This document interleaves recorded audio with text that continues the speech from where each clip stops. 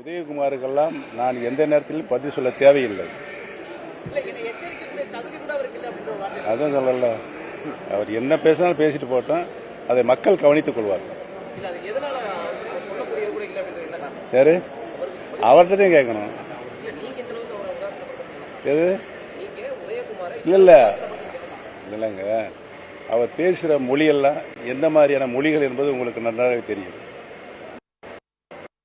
தெரியும்ல, அப்புறம் அவருக்கு நான் பதில் சொல்லணும்.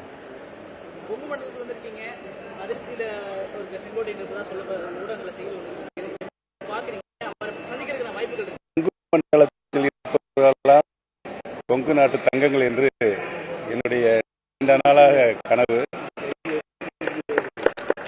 அண்ணன் செங்கோட்டையன் அவர்கள் அனைத்து இந்திய அண்ணா முன்னேற்ற கழகத்தில் புரட்சித் தலைவர்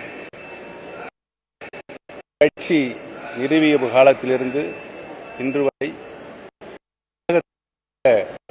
குரல் கொடுத்துக் கொண்டிருக்கிறார். உங்கள் அனைவருக்கும் தெரியும், நீண்டகால கட்சிக்காக பல நிலைகளில் நானும் அவரும் இணைந்து பணியாற்றியிருக்கிறோம். அந்த வகையில் எதையும் எதிர்பார்க்காமல் கட்சிக்கு உழைக்கக்கூடிய ஒரு உன்னத தொண்டராகத்தான் இன்றைக்கு இருக்கிறார்.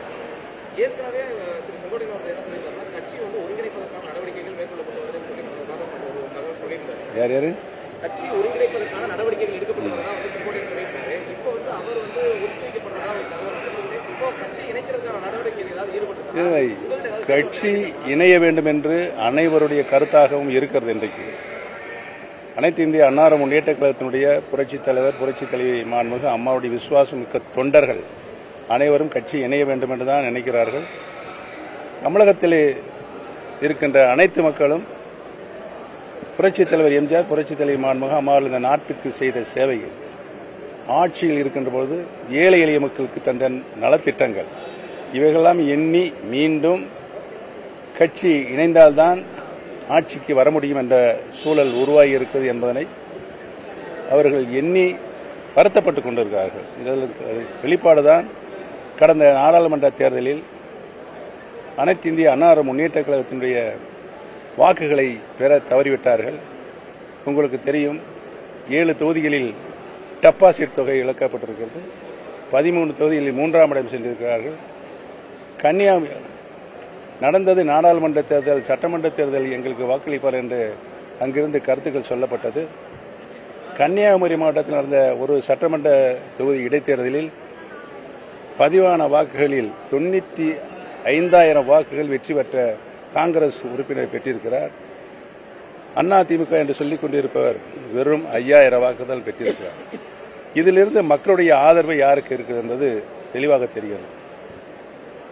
அனைத்து இந்திய அண்ணா முன்னேற்ற கழகத்தினுடைய தொண்டர்களின் உரிமையை மீட்கின்ற குழுவாக செயல்பட்டுக் கொண்டிருக்கின்ற நாங்கள் தேசிய ஜனநாயக கூட்டணியில் இடம்பெற்று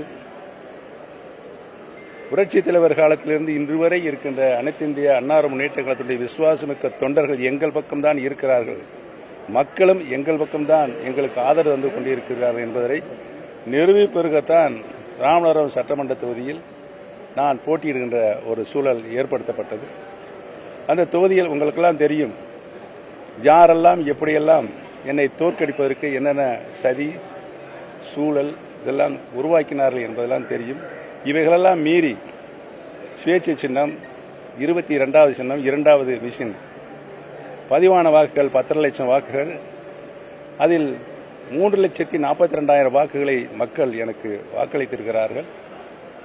பதிவான வாக்குகளில் 33% எனக்கு வாக்களித்திருக்கிறார்கள். இதிலிருந்து மக்களும் தொண்டர்களும் எங்கள் பக்கம்தான் இருக்கிறார்கள் என்பதை நாங்கள் நிரூபித்திருக்கிறோம். அவர்கள் இன்றைக்கு நடைபெற்ற சட்டமன்ற இடைத்தேர்தல் கூட போட்டியிட முடியாத ஒரு பய உணர்வோடு இருக்கிறார்கள்.